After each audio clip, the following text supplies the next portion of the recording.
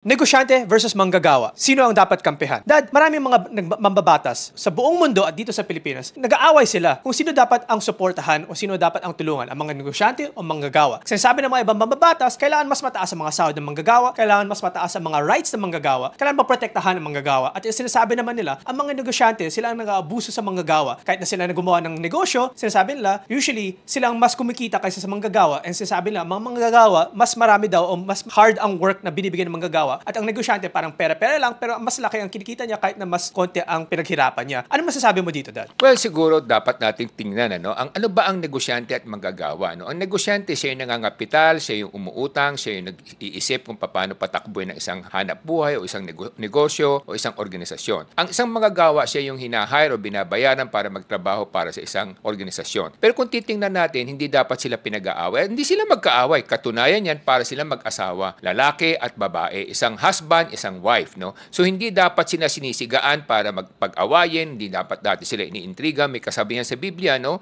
Those who sow hatred will be eventually penalized, no? At saka hindi maganda yan, no? Those who sow intrigues amongst brothers is also one of those sins na dapat nating babantayan, no? Hindi dapat sila pinag-aaway. Dapat lalo silang binubuklod na magkaroon ng mas magandang unawaan. Kasi hindi mo naman po nasabihin tama yung manggagawa o tama yung negosyante. May mga punto ang bawat issue, no? Kung sasabihin natin ang mga negosyante, sila yung kumikita ng malaki at ginagamit lamang at inaabuso yung mga manggagawa, hindi rin po patas yan. Kung sabihin naman natin, yung mga manggagawa, sila yung nagpapahirap sa mga negosyante, hindi rin patas yan. They need each other, no? Kailangan ng negosyante ang mga manggagawa para magtagumpay at kailangan ng mga manggagawa ang mga negosyante para din magtagumpay at magkaroon ng kabuhayan. So it's a two to tango, may kasabihan gano'n, no? Kasi kung titingnan natin, ilan ba sa mga negosyante ang nagtatagumpay, no? Kasi ang nakikita natin palagi mga malalaking kumpanya, yung mga mayayaman na negosyante, pero ilan lang yun kung titingnan ninyo sa datos na lamang ng mga businesses registration, no? Kung titingnan natin. Ilan yung mga malalaking kumpanya doon? Siguro wala pang 2%. 95 to 98% mga small to medium enterprises. At kadalasan diyan sa mga small to medium enterprises, marami sa kanila o nakararami sa kanila ng struggling. So, struggling, hikaw siyan, hirap niyan na pagtagpuin ang kanilang pangangailangan at kanilang cash flow, no? Kaya pagpapasweldo, isa rin sa mga problema nila. Kaya hindi pwedeng sabihin natin na kinakailangan pantay-pantay ang pasahod sa mga manggagawa. Dapat yan yung mga mas malalaking kumpanya at mas kumikita, pwedeng mas mataas yung minimum para sa kanila, minimum wage, no? Doon sa mga mas maliliit na kumpanya, pwedeng kung ano yung minimum, yun ang ating ipapataw sa kanila. Bakit kanyo? Ganito yan, eh. Ang isang 5-year-old na bata, pag pinagkarga mo ng 5 kilong bigas, mahihirapan yan. Pero ang isang mama, pinakarga mo ng 5 kilo na rice, magaan sa kanya yan, wala sa kanya yan. Ganon din sa mga nagnenegosyo. Hindi lahat ng negosyo pare-pareho. 95 to 98% maliliit yan. At majority of those struggling yan. Kaya kung sasabihin natin, tama ang manggagawa, tama ang negosyante, pareho pong mali yan. Ang tama, dapat tulungan natin ang dalawa na magkaroon ng mas magandang unawaan para sa ganun mas maging progresibo ang tatakbuhin ng ating sambayanan. May mga ibang bansa nga sa ating history ng mundo, katulad ng Russia at China, nung pinalayas nila ang lahat ng mga negosyante dahil nagagalit sila na kumikita at mas mayaman ang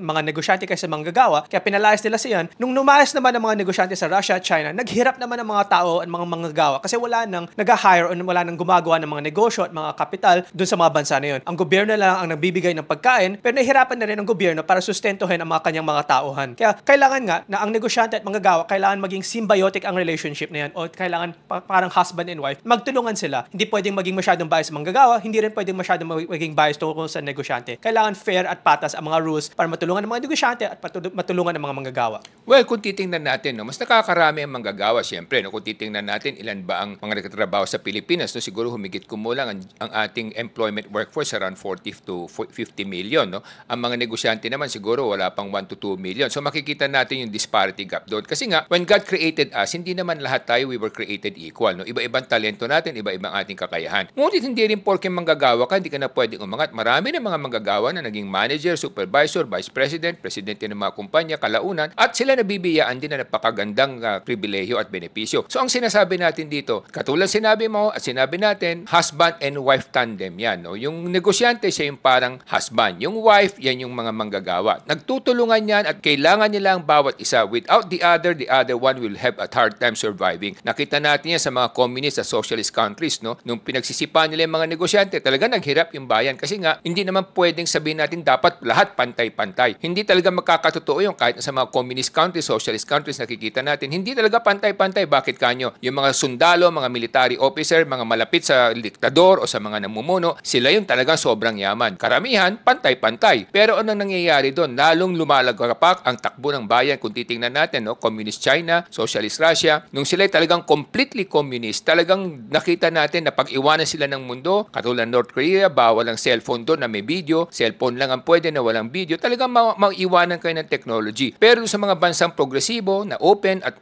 liberal at mayroong kompetisyon, nakikita natin nagpapaligsahan yung mga tao. Kasi ano magiging insentibo ng mga tao na magpursige at maging successful kung pantay-pantay lang ang kanilang kukikitain. That's why meron tayong tinatawag na nandyan ang gobyerno, sila yung referee. No? Ang gobyerno ang referee sa mag-asawa, sa negosyante at sa manggagawa. Trabaho ng gobyerno na dapat maging magkaibigan at maging maayos na samahan ng mga negosyante at manggagawa dahil ito ay makakabuti sa sanlibutan. Mapag-aaral yung mga kabataan na mas maayos, magbibigyan ng suporta ng tamang mga mamamayan at mapag-aaral sila dahil napakahalaga ng edukasyon. At kung gusto ng mga manggagawa rin na mas maganda kikitain nila, huwag natin kakalimutan, education is the key, the platform for a better future. Napakahalaga niyan. Kung kulang ka niyan, medyo madedehado ka. Hindi naman natin sinasabing sa lahat, pero sa nakararami, napakahalaga na mag-aral kayo, magkaroon kayo ng proper education para sa gano'n mas maraming oportunidad ang darating sa inyo. The key to improving your life is getting better education and better training para mas tumaas ang antas ng inyong kaalaman at gumanda ang trabaho ninyo, or sa mga natututunan ninyo, pwede kayong gumawa ng sarili ng negosyo kasi marami na kayong alam para gumawa at mag-establish ng mga bagong negosyo ninyo. Ako po ay si Solomon Sai, ang inyong kuya ng bayan. Again, no, sasabihin natin sa mga kababayan natin, no, yung mga nagnenegosyo, maraming mga tayong mga kaibigan na OFW, pagbalik dito sa Pilipinas, nagnegosyo at karamihan sa kanila nagkalugi-lugi, no, nagkautang-utang pa, nasira pa yung kanilang mga savings. So, kaya sinasabi natin sa kanila, hindi kasi lahat ng tao pare-pareho. Meron talaga mga taong marunong magnegosyo pero iilan lamang yon. At meron naman taong talagang magaling siya maging manggagawa. At kung siya'y mag-aaral na mas maayos, mas mataas ang kanyang pupuntahan sa buhay kasi nga mas makakaangat siya sa mga malalaking kumpanya na matagumpay na mapipili siya as isang opisyal at mas ang kikitain niya minsan mas malaki pa sa mga pangkaraniwang negosyante. Kaya marami tayong executives na nakikita ngayon na magagarang bahay at magagarang mga sasakyan kasi nga ang kanilang benepisyo at pribileyo mas malayong malaki at mas mataas sa mga pangkaraniwang mga nagnenegosyo lamang. Ako po si Michael Sai, yung dad ng bayan.